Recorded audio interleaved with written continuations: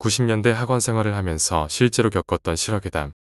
대학 입시를 치르고 저와 넘버2는 열심히 시험을 치렀고 우리 객건달은 시험장에서 처음 10분 동안 연필 굴리고 나머지 시간은 잤다고 씩씩하게 말하더군요. 시간 시험에 잔 사람은 저밖에 없다고 아주 자랑스럽게 말했답니다. 아예 대학 포기하고 갔다고 하더군요. 자 가슴 졸이며 그렇게 지내다가 발표일이 되었습니다. 저와 넘버2는 고배를 마셨죠. 객건달은 합격입니다. 그때는 전문대학교라고 했었죠. 혼자 합격입니다. 열심히 집중해서 시험 치른 저희 둘은 떨어지고 연필 굴리고 뒤집어 주무신 분이 합격입니다. 넘버2랑 술 한잔하면서 얼마나 서럽고 세상 더럽던지 그날 객건달을 죽어라 밟혔습니다. 졸업 시즌을 넘기고 넘버2랑 열공 분위기에 휩싸여 학원에 등록합니다. 그때는 명성 있는 학원에 등록하면 별도로 시험을 치릅니다. 그 시험 성적을 토대로 반편성을 합니다. 다니던 학원이 반 이름이 지금 생각하면 우습기도 하지만 서울대반, 연대반, 고대반 등등으로 성적 순으로 학생을 편성합니다. 수업 내용도 다르고 편성된 교육진도 다르고 수업 시간도 다르고 여하튼 그때는 인생은 오로지 공부다라는 시대였죠.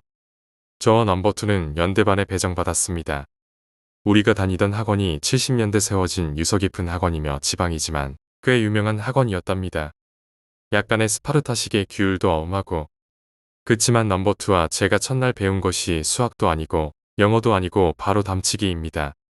객건달의 긴급한 호출에 의해서 둘이 학원 담벼락을 넘었죠. 그때는 휴대폰은 고사하고 그 유명한 삐삐도 나오기 전이었죠. 마음 졸이며 나와보니 당구 한 판 때리자고 하는 것이었습니다. 이 새끼 아주 공공의 적이었죠. 그렇게 평범한 학원 생활이 시작되었죠. 무더운 여름을 넘기고 초가을로 접어들었습니다. 넘버2랑 저랑 당구에 살고 술에 죽고 가출도 해보고 별지랄을 다 하면서 하루하루 좀 먹고 있었죠. 우리 학원이 유서 깊은 만큼 지금 생각에 한 20년은 넘은 학원으로 기억됩니다만 건물이 무척 낡았죠. 그 학원은 5시까지 절대 입출입을 못합니다. 아예 수혜 아저씨가 오전 8시 땡 하면 대문 걸어 잠그고 오후 5시에 열립니다. 밖으로 나갈 길은 역시 담치기밖에 없죠. 그래서 점심시간이 되면 조그만 운동장이나 건물 옥상에 학생들이 모여서 커피 마시고 조잘조잘 거리죠. 건물 옥상이 평평해서 쉬기 딱이죠. 저랑 넘버2랑 항상 건물 옥상에서 잘 놀곤 했죠. 그날은 오후 야간 학습 중이었습니다. 설대반 연구대반은 야간 학습 필수 나머지 반은 희망하는 학생만 야간 학습했죠. 지금 생각하면 우습지만 전 그런 시대에 살았습니다.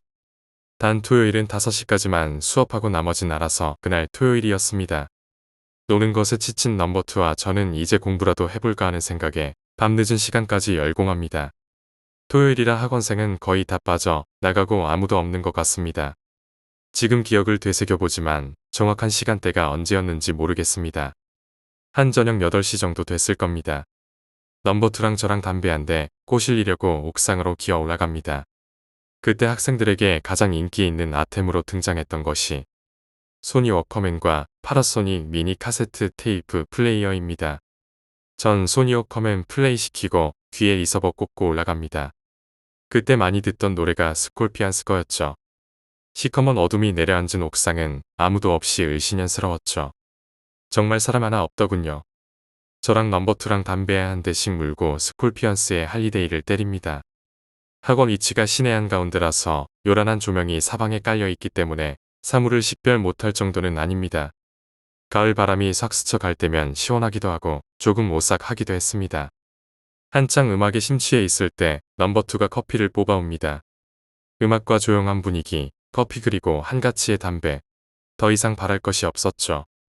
커피향을 조절해 가면서 피우는 줄담배의 매력 속에 빠져 있을 때쯤 저기 사람이 있네. 여자애 아니야? 넘버2가 뭐라 합니다.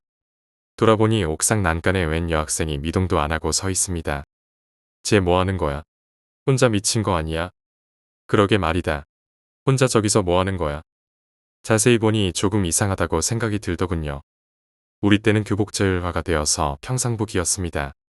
제가 고등학교 올라갈 때 교복자율화가 시작되었죠. 근데 무슨 교복 비스무리한 한 걸 입고 있더군요. 촌티 팍팍 나고 유난히 생머리가 허리까지 오고 치마였기 때문에 여자라고 확신했었죠. 위옷은 하늘색 비슷했고 아래치마는 남색 정도였던 걸고 기억되네요. 치마도 요즘 교복에 비해 많이 길었어요. 무릎 아래까지 내려왔던 걸로 기억됩니다. 그 애가 서 있던 곳 바로 맞은편 건물이 학원 건물보다 높은 20층짜리였고 마침 그 건물에 설치된 나이트클럽 간판 조명이 있어서 어느 정도 보였거든요. 야, 진짜 괴로워 보이네. 혼자 저기서 야경 보나? 저는 진짜 미친 척하고 뛰어내리는 거 아니야? 전 넘버2의 말을 맞받아칩니다. 미쳤냐? 저기서 뭘 뛰어내리냐? 여기 10층인데 떨어지면 아작 나는 거야. 안 그러면 저기 서서 왜 저러고 있겠냐? 움직이지도 않잖아. 정말 미동조차 하지 않더군요. 자세히 보니 바람이 제법 불었는데 머리카락조차 휘날리지 않더군요. 순간 오싹한 기분이 내리를 강타했습니다. 야, 한번 가보자. 넘버2에게 이야기하고 막 벤치에서 일어서는데 꼼짝하지 않던 애가 앞으로 그대로 서서히 기울어지더니 전 들고 있던 커피를 쏟아버렸고 넘버2는 비명을 지르기 위해서 입에 머물고 있던 커피를 뿜어댔죠. 넘버2의 비명이 끝나기도 전에 그 여자의 모습이 없어져 버렸습니다. 우리는 그 애가 서 있던 곳으로 미친 듯이 달려갔습니다. 뛰어내린 건 맞지? 정말 뛰어내렸지? 넘버2는 몇 번이나 저에게 같은 말만 해댔습니다. 그 애가 서 있던 곳에 도착한 저희는 아래를 내려다봤습니다. 시커멓게 어둠만이 깔려 있어서 안 보입니다. 학원 건물 뒤편입니다. 토요일 저녁이고 해서 불이 다 꺼진 관계로 아무것도 안 보입니다. 우리는 구르다시피 해서 옥상에서 1층까지 초고속으로 뛰어내려갔습니다. 경찰부터 부르자 신고해야 돼. 전 그 순간에도 침착함을 잃지 않고 신고부터 떠올렸습니다. 1층 현관에 도착하자 마침 수희 아저씨가 쓰레기통 정리를 하고 있더군요. 아저씨, 큰일 났어요. 어떤 여가애가 옥상에서 떨어졌어요. 우리는 미친 듯이 외쳐댔습니다. 수희 아저씨도 깜짝 놀라서 외쳤습니다. 어디쯤이야? 건물 뒷마당 쪽이에요. 빨리요. 수희 아저씨는 열쇠 꾸러미를 찾아 가지고 왔습니다. 우리는 뛰는 가슴을 쓸어 담을 겨를도 없이 마구 날뛰었죠. 아저씨 빨리요. 빨리. 아저씨와 함께 뒤편 문을 열었습니다. 문이 열리자 마지 뛰어나갔습니다. 그 여자애를 찾았지만 없었습니다. 정말 샅샅이 다 뒤졌습니다. 어디에도 없습니다. 손전등 들고 1층 불 다 밝히고 몇몇 남았던 애들도 소란스러운 소리에 내려다 봅니다. 옥상에서 애가 떨어졌어요. 제가 큰 소리를 질렀죠. 그 소리에 남았던 학생들이 쫓아 내려옵니다. 함께 찾아봅니다. 안 보입니다. 무려 30분 동안 정말 샅샅이 다 찾아봤습니다. 아저씨는 경찰에 신고할지 말아야 할지 갈등했습니다. 저랑 넘버2랑 수의실로 불려갔습니다. 바로 전 이야기를 소상히 아저씨에게 설명하고 문제의 옥상으로 올라갔습니다.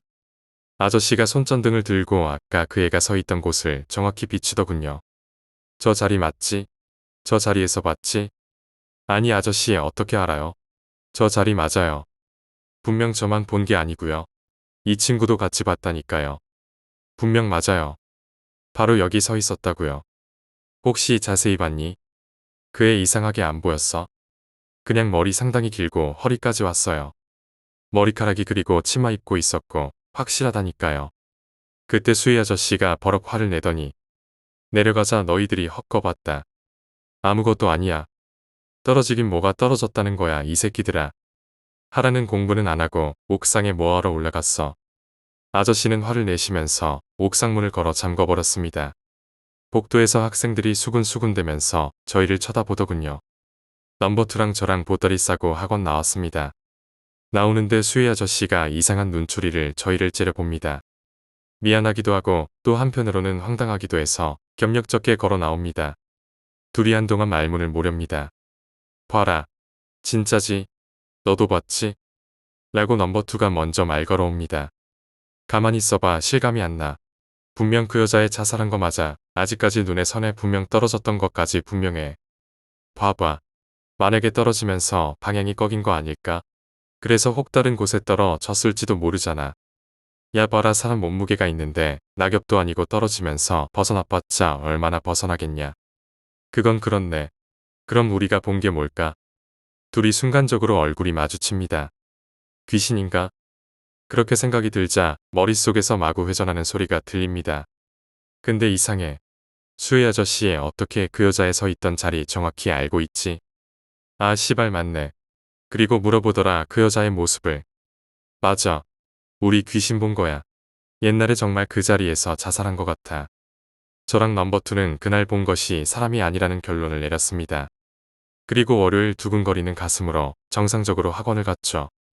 자, 다음 편으로 넘깁니다. 정말이기 생각하기 싫은 경험을 넘버2가 겪게 됩니다. 그때 저보다 넘버2가 먼저 그 애를 보고 말았죠. 이 녀석의 학원 생활은 아주 힘들게 됩니다.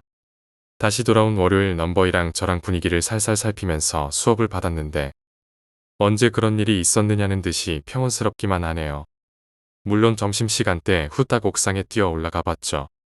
그 애가 서 있던 그 자리에서 아래를 내려다보니 바닥에 보도블럭과 학원 뒤편에 심겨져 있는 나무 몇 그룹뿐이더군요. 떨어졌다면 거의 수직 낙하할 것이고 다른 곳으로 떨어질 확률은 제로이더군요. 저랑 넘버2랑 한숨 한번 쉬고 답답한 마음을 금할 길이 없었습니다. 우리 두 눈을 아니 네 개죠. 네 개의 눈을 현혹시킨 그 무엇이 도대체 정말 귀신이라는 말이냐? 라는 의구심을 가지지 않을 수 없었습니다. 그날 저녁 마침 객건달이 놀러왔어요. 이놈 학교 생활이 불만족스러운지 거의 맨날 놀러와요. 우린 열공해야 되는데 이놈이 아주 공공의 적입니다. 우린 당구 한 개마고 물리는 놈이 술 한잔 사기 내기 합니다.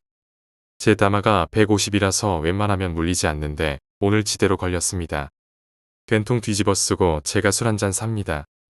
술자리에서 기집애 이야기 아니면 황당한 이야기 등 무슨 이야기가 나올 것 같습니다.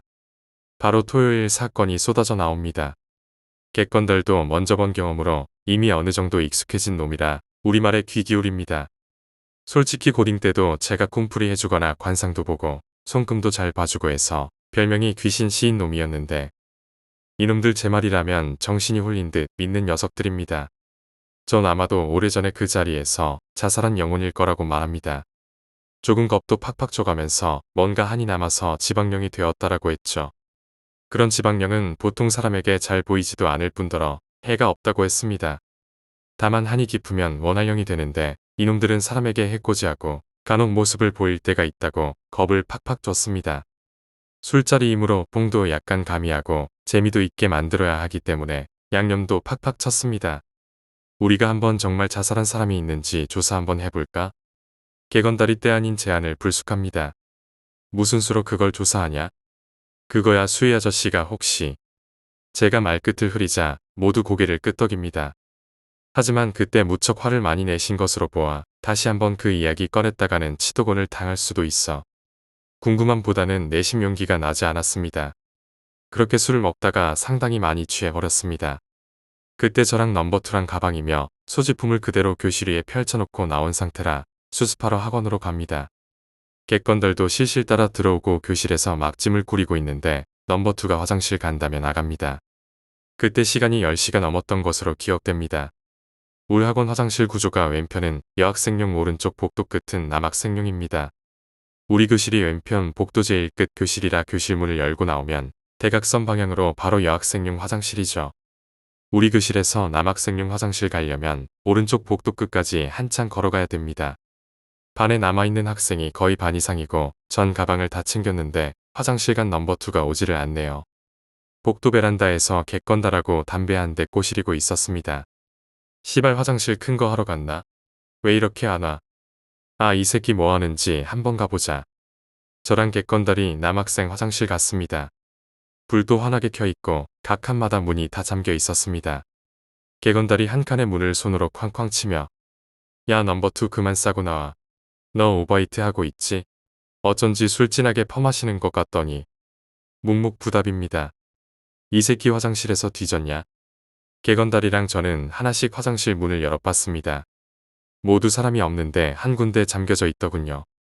야 넘버2 너 뭐해? 화장실 문을 팡팡 때리며 말했는데 모르는 사람이 그 칸에서 나왔습니다. 아 죄송합니다. 화장실을 나온 저와 객건달은 어리둥절합니다. 이 새끼 도대체 어디 갔지? 다시 교실로 돌아와 보니 넘버2는 보이지 않습니다. 그때 혹시나 하는 생각이 퍼뜩 떠오릅니다. 야 건달아 옥상에 한번 올라가 보자. 저랑 객건달은 미친 듯이 옥상에 뛰어 올라갔습니다. 옥상문을 열어젖히자 몇몇 학생들이 눈에 띄입니다. 커피 먹고 이야기 나누는 팀도 보이고 한 10대 명 정도 있더군요. 전 코너를 돌아 그 애가 서 있던 곳으로 눈을 돌렸습니다. 저기서 뭐 하는 거야? 제가 소리쳤죠. 객건달도 상당히 놀란 표정입니다. 그 애가 서 있던 그 자리에 넘버2가 아래를 물끄러미 쳐다보고 있는 겁니다. 객건달이 고함을 치자 주변에 있던 사람들이 다 쳐다봅니다. 제가 빠르게 달려들어서 넘버2의 허리춤을 껴안고 안쪽으로 당깁니다. 정말 그때 많이 놀랐습니다. 식은땀이 줄줄 흘렀죠. 사람들이 웅성웅성하더니만 이내 다들 볼일을 보더군요.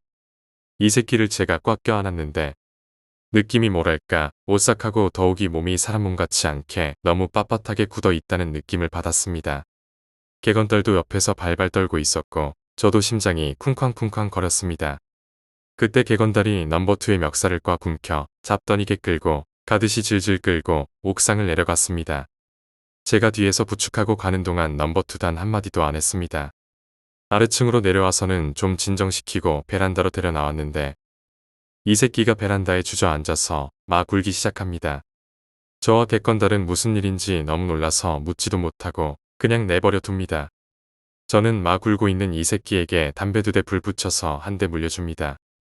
전 이 새끼가 이렇게 눈물 줄줄 흘리며 우는 것 처음 봤습니다.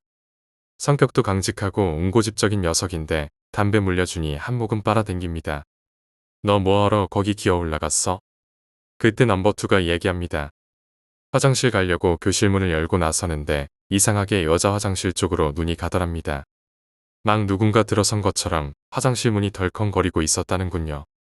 그냥 가려고 하다가 워낙 느낌이 이상하게 다가와서 슬쩍 몇 걸음 옮기고 고개를 내밀어 봤더니 그 세면대 코너에 웬 사람의 뒷모습이 살짝 보이더랍니다. 화장실 안은 불이 밝아서 확연히 보였는데 허리까지 치렁치렁한 생머리에 짙은 남색 치마가 눈이 팍 들어오더랍니다. 더욱이 그 자리에서 꼼짝도 안 하고 서 있더랍니다. 물어볼 필요도 없이 토요일날 본 그 기집애 분명하답니다.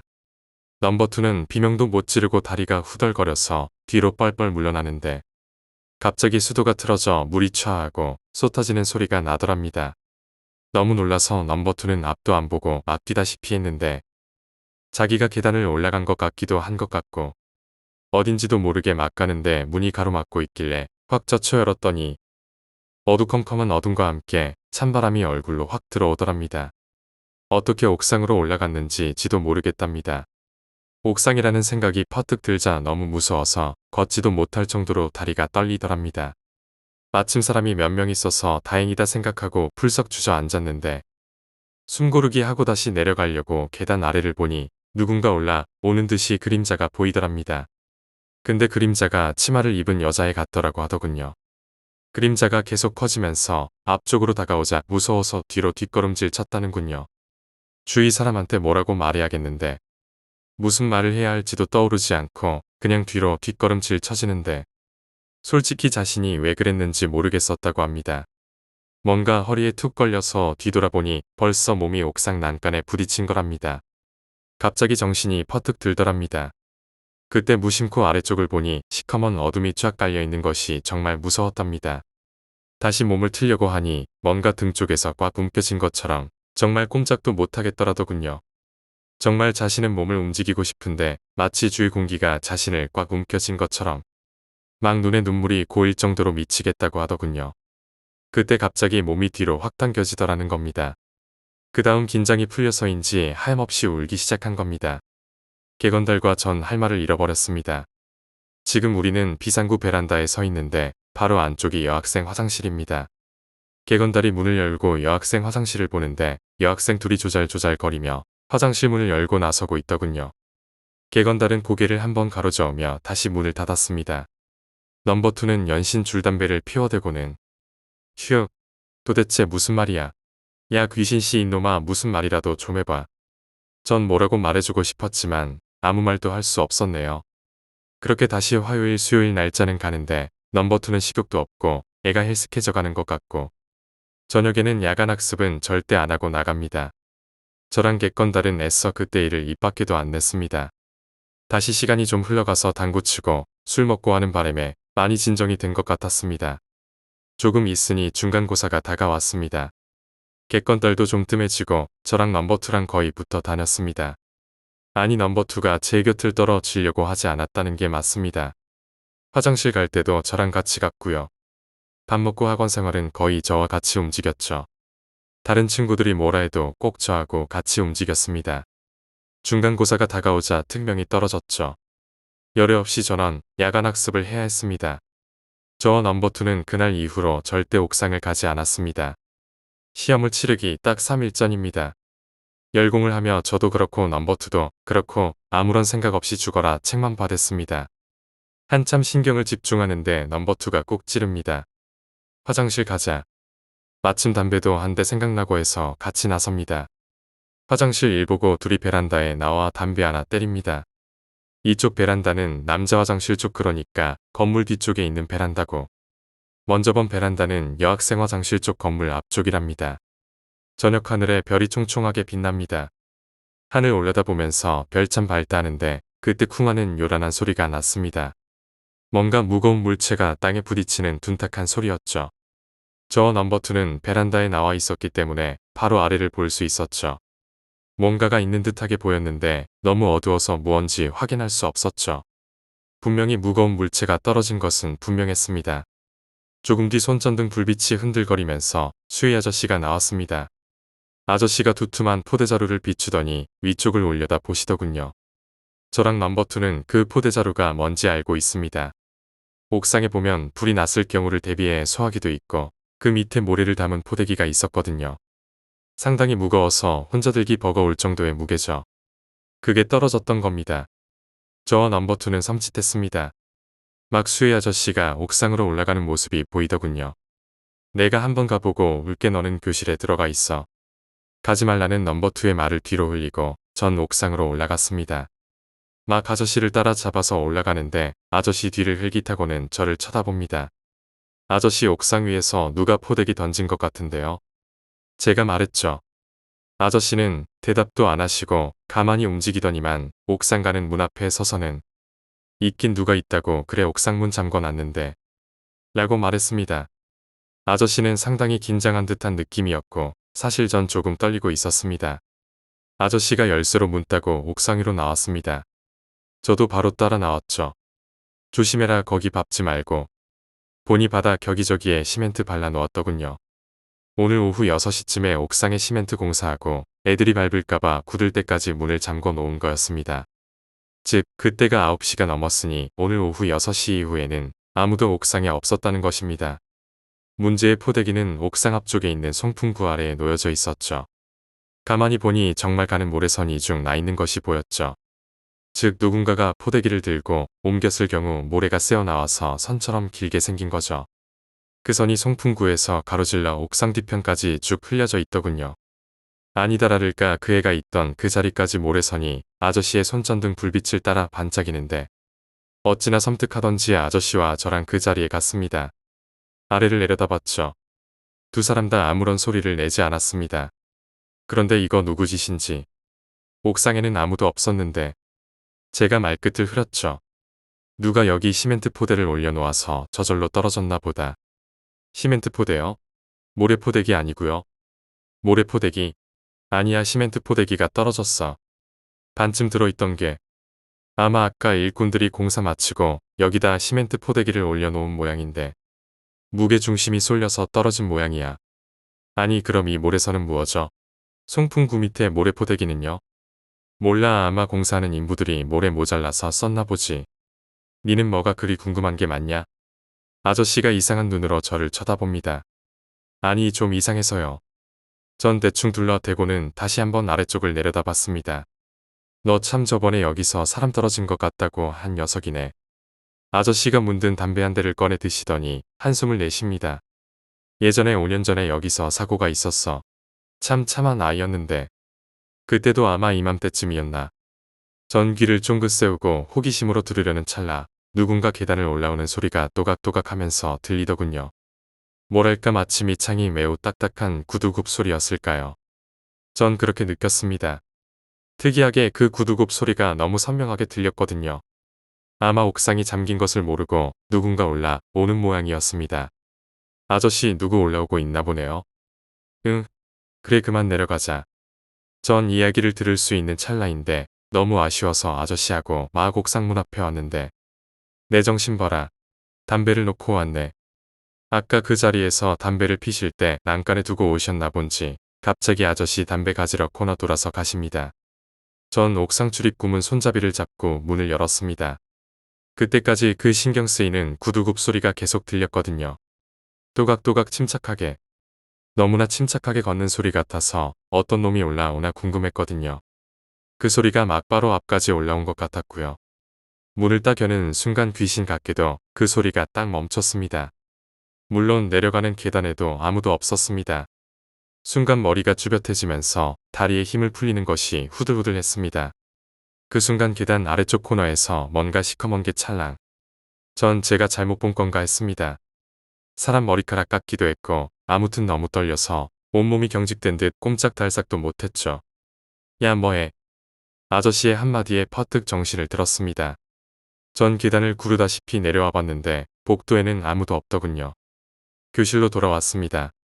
방금 전의 상황을 넘버2랑 이야기하고 넘버2는 더욱 그 존재에 대해서 무서워했습니다. 중간고사가 끝나고 나서 우리는 거하게 한잔했습니다. 그때는 학원별로 자체평가 시험이 항상 있었습니다. 학교에서의 중간고사 기말고사와 마찬가지로 물론 학원에서도 중간고사 기말고사라고 했고요. 그리고 학원 생활도 별 탈 없이 지냈습니다. 국사 시간대였죠. 한창 열공 중에 우연하게 역사에 대한 토론으로 이어졌죠. 저는 국사, 세계사는 거의 박사 수준이었거든요. 국사, 세계사는 시험 보면 거의 만점에 가까웠기 때문에 선생님들이 절 얼마나 귀여워했는지 모릅니다. 영수는 죽음일지라도 다른 과목은 환상이었거든요. 역사 시간에 어찌하여 토론이 벌어졌는데 학원 선생이 그럼 자료를 찾아서 확인해 보자라고까지 번졌죠. 저희 학원하고 시청도서관이 바로 도보로 5분 정도였기 때문입니다. 시험 문제와는 상관없는 내용이었는데 우리 국사 선생님 성격이 워낙 호탕하시기도 하고 또 그 문제의 발단이 저였던 관계로 정규학원 수업을 마치고 국사 선생이랑 넘버2랑 함께 시청도서관을 갔습니다. 그때 개건달이 오는 바람에 같이 가게 되었죠. 도서관에 들어서서 자료를 찾고 메모하고 분주한데 개건달은 할 일이 없는지 이리저리 기웃기웃거리고 있었죠. 한창 자료 찾고 이제 다 끝나갈 무렵 개건달이 뭔가 두툼한 종이 뭉텅이를 낑낑대고 들고 옵니다. 너희들 이거 봐봐라. 이거를.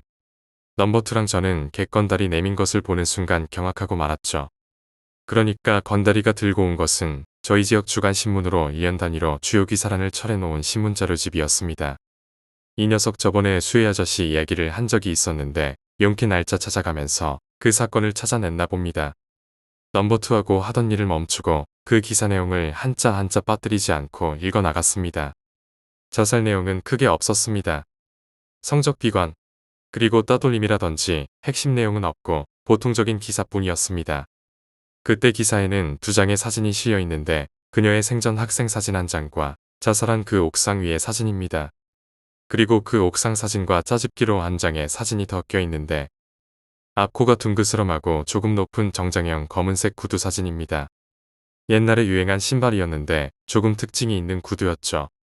그리고 유서란 단어와 그 구두를 벗어놓고 투신했다라고 짤막하게 씌어져 있었죠. 유서 내용은 무슨 비관이라고 했습니다. 여하튼 우리가 예측하고 있었던 사실이 현실이 드러나자 모두 적잖게 놀랐습니다. 전 갑자기 그 구두 사진에 빠져들었습니다. 그때 수희 아저씨랑 옥상에 있을 때 들렸던 그 구두 소리. 순간 직감할 수 있었죠. 한참을 멍하니 있던 우리들은 일을 마치고 도서관을 나왔습니다. 국사 선생에게는 아무 소리도 안 하고 그날은 머리도 멍해서 술이라도 한잔해야겠다고 생각들을 하였습니다. 한창 술자리가 무르익자 서로들 그 애에 대한 이야기로 상상의 나래를 펴니다. 왜 무엇 때문에 5년이나 지난 이 시점에서 그 애가 다시 나타났을까? 아무도 알 수 없었죠. 그렇게 다시 학원 생활로 복귀한 우리들은 그때 한창 열공 중이었습니다. 잠시 제 뒷자리에 앉아있던 애들의 수군대는 소리가 들려옵니다. 있잖아 그 소리 들었어? 요즘에 소문이 하나 나는데. 뭔데 그래? 혹 그 구두 소리 가지고 말하는 거 아니야? 맞아 그 소리 너도 들었니? 옆반의 한 학생은 혼자 마지막에 교실 나서는데 복도 끝에서 그 또각거리는 구두 소리 들었다고 하더라. 그뿐만 아니야 며칠 전에는 화장실에서도 그 소리 들렸다고 하더라. 도대체 누구야? 요즘 구두 신는 사람이 어딨어 다 운동하지. 이상하게 아무도 없는데 구두 소리 들린다고 학원에서 점차 소문이 퍼져나가기 시작했더군요. 원래 이런 소문들은 살이 붙고 허풍이 가미되어서 순식간에 퍼져나갑니다. 아니나 다를까 며칠 뒤에 여러 가지 추측성 소문이 난무하게 되었습니다. 그렇지만 그리 중요한 사건은 아니었기에 일주일 만에 시들시들해져 버렸지만 말입니다. 이제 시간이 별로 남지 않아서인지 야간 자율학습은 필히 해야 했죠.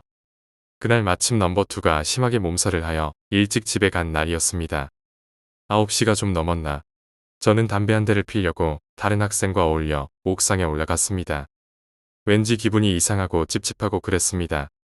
날씨는 아직 춥지 않을 정도로 어중간한 가을 날씨였죠. 그날따라 바람이 조금 불었던 것으로 기억합니다. 옥상에는 사람이 몇 명 없었습니다. 저하고 3명 올라왔는데 도합 6, 7명 정도였죠. 먼저 번 시멘트가 잘 굳어서 옥상은 깨끗했습니다.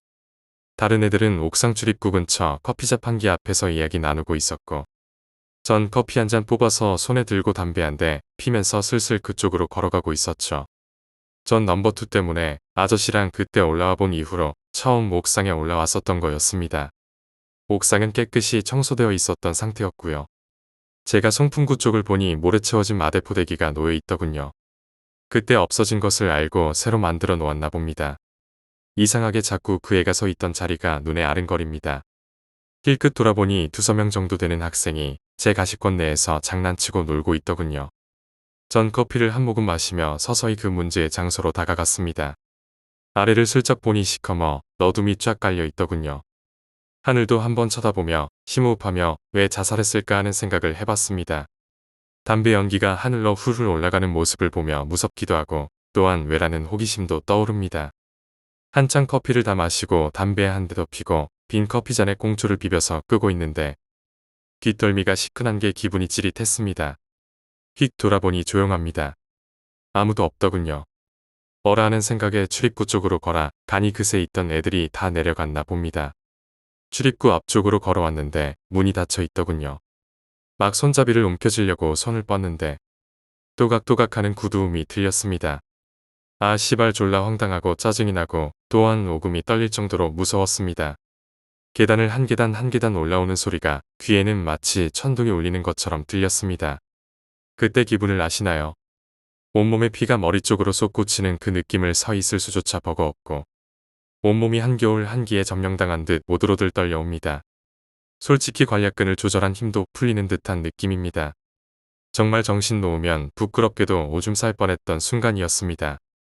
내가 왜 여기 올라왔나 하는 후회가 가슴을 저미도록 후벼파더군요. 도대체 저 소리는 뭐야? 누가 구두 신고 야밤에 복도 걸어 다니는 거야? 속으로 오만 가지 잡생각이 마구 치밀어 올랐습니다. 지금도 그때 기분에 머리칼이 쭈빗해져 옵니다. 또각또각 그 소리가 점점 가까워져 오고 있었습니다. 전 정말 어떻게 할까 수백 번 수천 번도 더 생각이 오고 갔습니다. 이대로 밀고 들어갈까? 아니면 버티고 있을까? 도망가야지. 어디로 가지? 이 좁은 옥상에서 내려갈 길은 여기뿐인데. 정말 울고 싶은 기분이 들었죠. 그때 넘버2가 막 울었을 때 바로 이 느낌이었을 겁니다. 입술이 바짝 타고 피가 마구 몰립니다. 다리는 감각이 없어서 떨고 있는지 서 있는 것조차 신기할 따름입니다. 전 순간 망설이면 어떻게 될지 모른다는 생각이 앞섰습니다. 구두 소리가 코앞까지 올라왔습니다.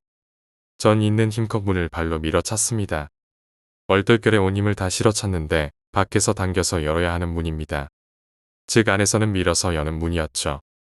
쾅하고 요란한 소리가 났는데 발바닥이 찌릿찌릿하더니 통증이 쫙 밀려왔습니다.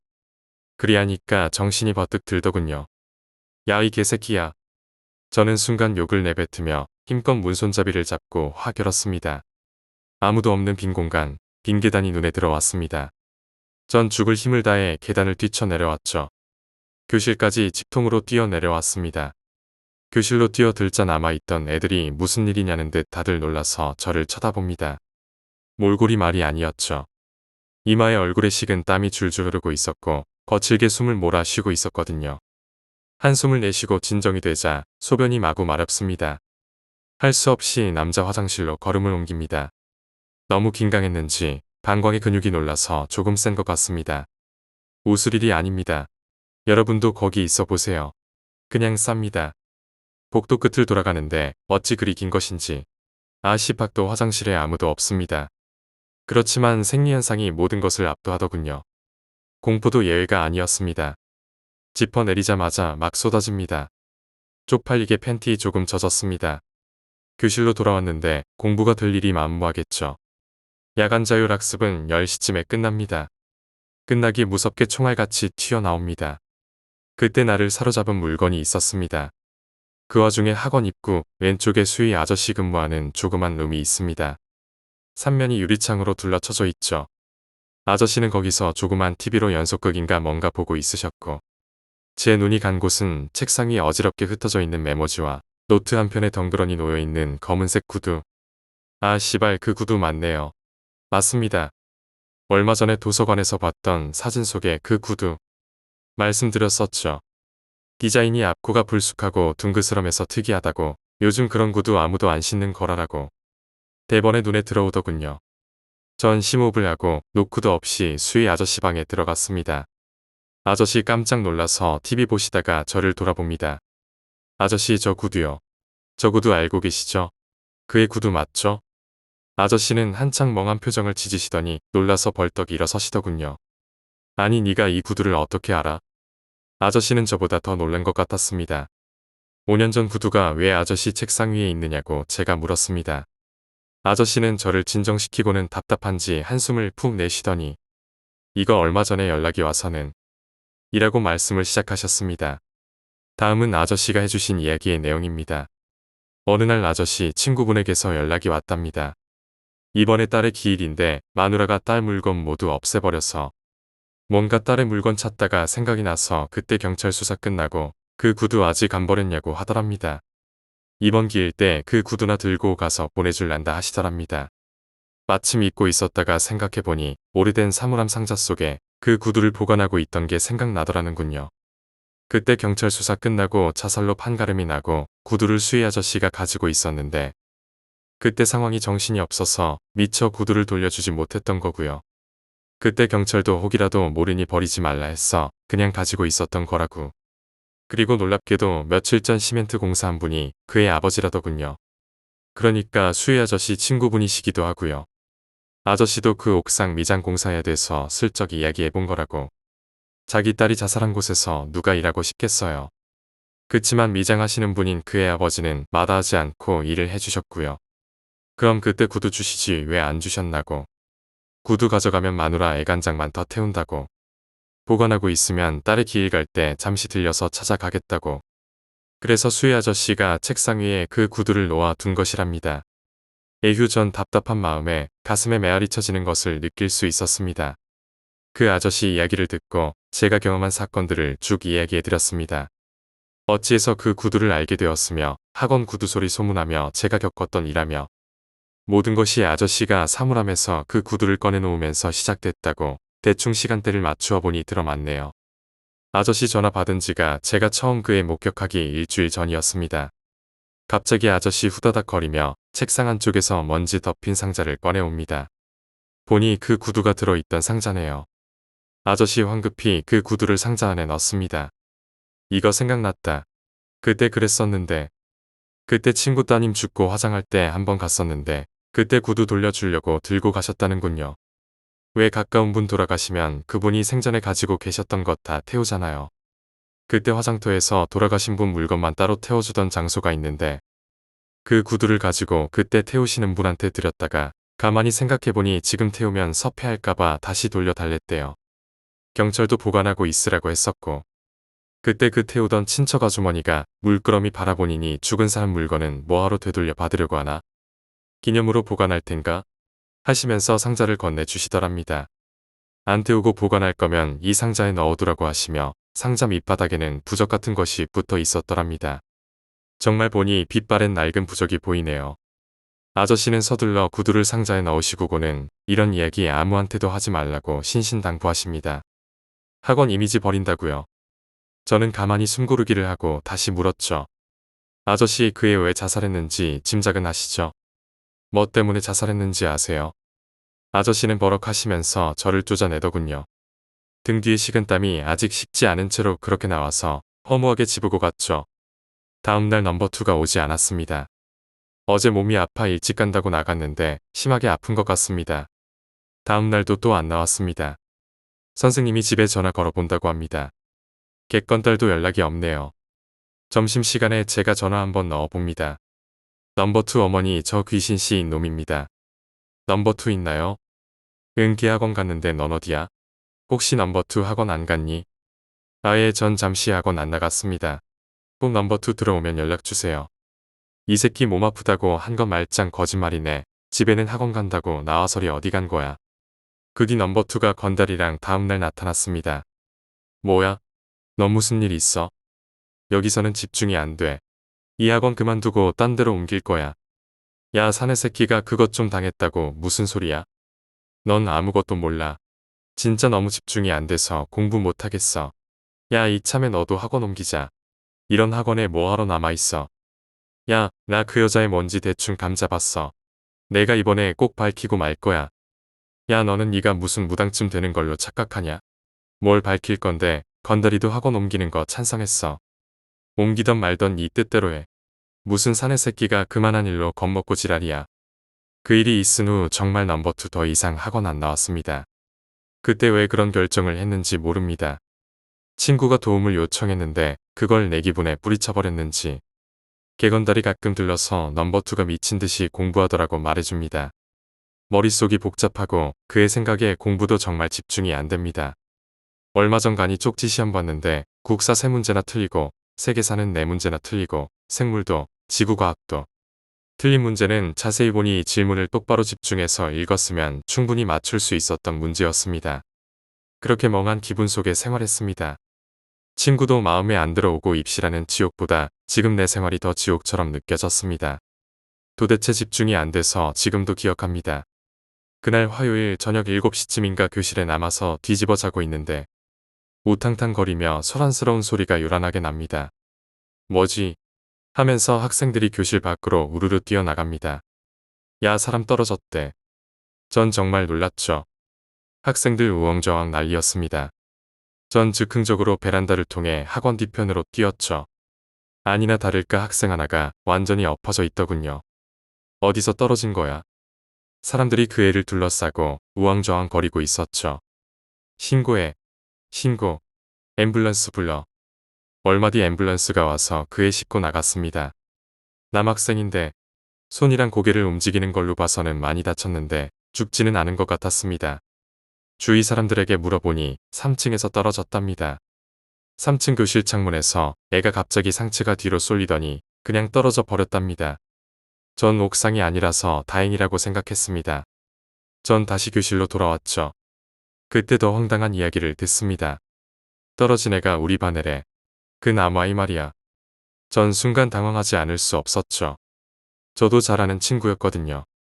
같이 당구도 몇 번 쳤고 그리 친하지는 않지만 마음이 좀 통하는 구석이 있어서 술도 몇 번 같이 먹었던 그 친구. 아니, 그 새끼 그 반에 뭐하러 간 거야? 몰라, 그 반에 친구 있어서 간 거겠지. 순간 뭔가 번뜩 스치는 것이 있어서 그 반에 가봤습니다. 벌써 그 애가 떨어진 곳에 선생이랑 학생들이 우르르 모여 서 있었기 때문에 쉽게 알 수 있었죠. 그 자리 수직으로 일직선 올리면 바로 그 여자애가 옥상에서 투신했던 곳입니다. 정확히 그 사건이 있은 후 진학 상담하러 선생님께 불려갔습니다. 갑자기 성적이 떨어지기 시작하자 부르신 거겠죠. 그때가 벌써 10월을 넘어섰거든요. 이제 몇 달 뒤면 대입 시험이라. 요즘 뭐 때문에 성적이 조금씩 떨어지는 거야. 걱정거리 있어? 학원 선생님과 이야기 중에 다른 선생님이 우리 선생님을 부르더군요. 잠깐만 여기 있어. 금방 갔다 올게. 선생님이 자리를 비우고 멍하게 앉아있던 저는 선생님 책상에 올려진 서류 비슷한 것을 보게 되었습니다. 아래 떨어졌던 남아이 관련 서류였던 것 같습니다. 보니 남아이 주민등록등본이랑 몇 가지 보여서 무심코 봤는데 부모님의 형제지간이던군요. 형이 남씨이고 지는 둘째이자 막내고 선생이 학원생활평도 있었는데 활달하고 걱정이 없던 애라고 몇 자 적혀 있고 뭐 아마 학생이 3층에서 떨어졌으니 꼭 경찰이라도 찾아와서 어떻게 된 거냐고 물었을 테죠. 그때 작성해 놓으신 것 같네요. 아, 그 친구는 다행히 뼈만 몇 개 부러지고 크게 이상이 없을 거라고 하더군요. 다행이죠. 3층에서 떨어졌는데 그만하기를 천만 다행이라고 머리부터 떨어졌으면 죽었을 거라고 하더군요. 3층에서 떨어지고 그만하기가 얼마나 운이 좋았으면 어떤 사람은 2층에서 떨어지고도 죽는 판인데 정말 재수가 좋은 녀석입니다. 학원이 입시가 다가오자 많이 어수선해지기도 하고 전 답답한 마음을 금할 길이 없었습니다. 객건들과 함께 넘버2 학원 찾아갔습니다. 저보고 헬스케졌다고 학원들이 치우라고 난리입니다. 술 마셔도 옛날처럼 그런 기분이 안 납니다. 건달이야 아무런 걱정이 없겠지만 저랑 넘버2랑은 대학 입시 압박을 가장 심하게 받을 때거든요. 대충 술 먹었는데 유독 그날은 취기가 심하게 오르더군요. 집에 가려다가 기분도 그렇고 해서 다시 우리 학원으로 갔습니다. 왜 갔는지 저도 모릅니다. 다른 곳에 혼자 있기 싫고 해서 시간 보니 10시가 훌쩍 넘어서 곧 있으면 학원 문 닫을 시간인데 학원으로 왜 간 건지. 보통 수희 아저씨 판단하에 11시나 그 정도 넘어서 문 닫습니다. 얼굴 벌겋게 해서 비틀거리며 들어가는데 너 뭐야? 수희 아저씨가 저를 잡습니다. 다행히 저를 알아보시네요. 그리고 수희 아저씨 방으로 데리고 가더니 커피 한 잔을 주셨습니다. 아저씨 그때 그 구두 친구분 가져가셨나요? 응 가져간다고 하더니 연락이 없네. 그의 기일은 벌써 지나갔을 텐데.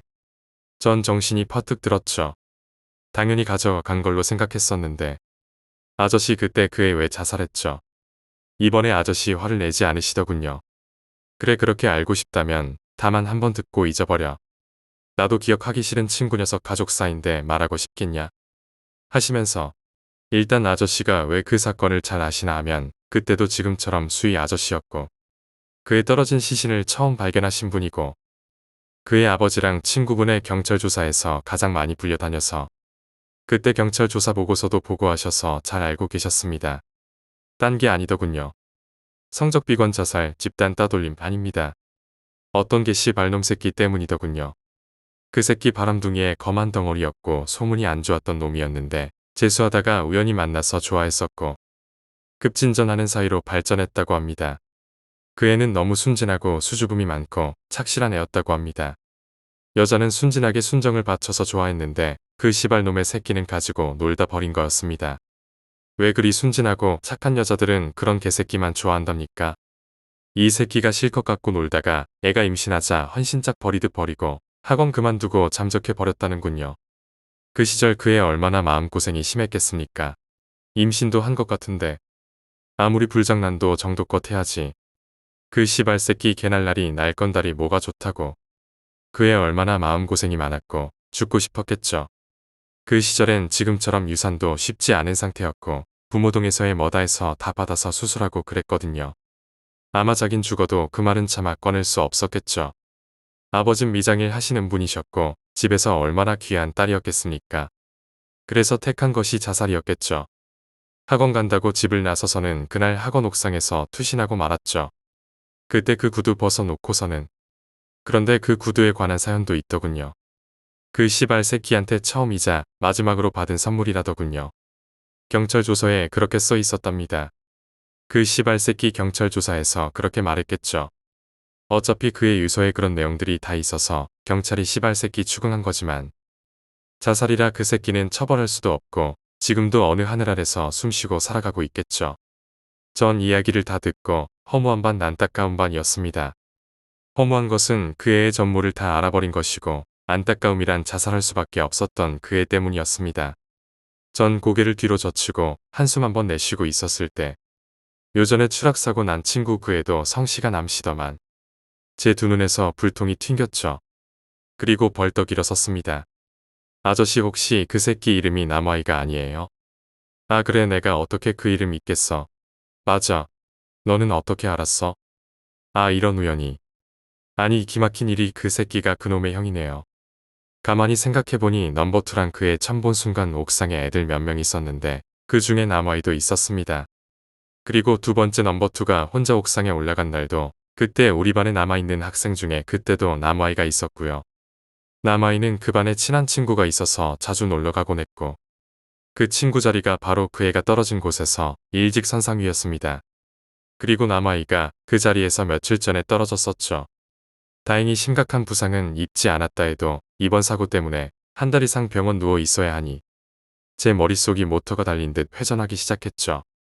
이 모든 것이 아저씨가 그 구두를 꺼내 놓던 시점에서 발생했다는 것을.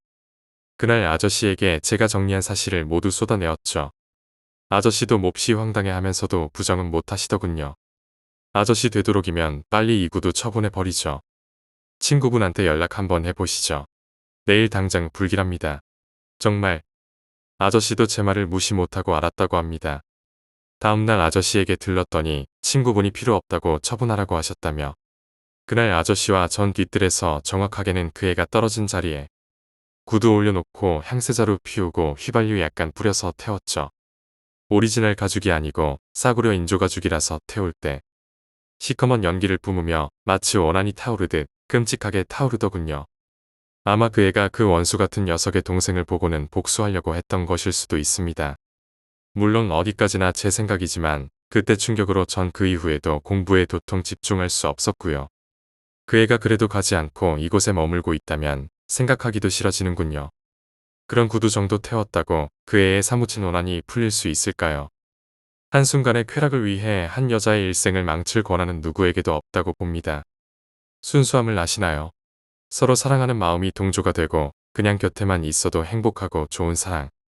가슴이 벅차고 뿌듯한 그런 사랑을 왜 못하고 그저 작업 걸고 원나잇 쾌락에 찌들어 가야만 하나요?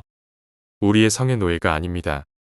단 한순간의 육체적 쾌락을 위해 상대를 속이고 거짓말로 일관하며 그것은 상대방뿐만 아니라 나 자신도 속이는 것이라는 것을. 요즘 많은 미혼모의 임신과 낙태 그 책임은 누구에게 있는 것일까요? 지금 한 번씩 뒤돌아 생각해 보세요. 당신이 남성이라면 그런 쾌락적 이야기를 한 적이 없는지, 심지어 행동으로 옮긴 적이 없는지, 어제 나이트 가서 한 건 했어, 어제 작업 걸어서 원나잇 했지 등등 자랑스럽게 이야기할 겁니다. 그게 과연 자랑스런 이야기의 소재가 될런지 아이러니컬하네요. 가끔씩은 순수함을 바라는 모습과 아름다운 사랑을 해보고 싶은 생각은 모두에게 있을 겁니다. 왜 그런 쾌락에만 목매어야 하는지 그런 삶이 싫습니다. 오늘 하루만이라도 순수함에 젖어 봄도 괜찮을 듯 싶습니다. 당신이 여성이라면 진정한 사랑을 원하시나요? 아니면 즐기면 그뿐이라는 원나잇 사랑을 원하시나요?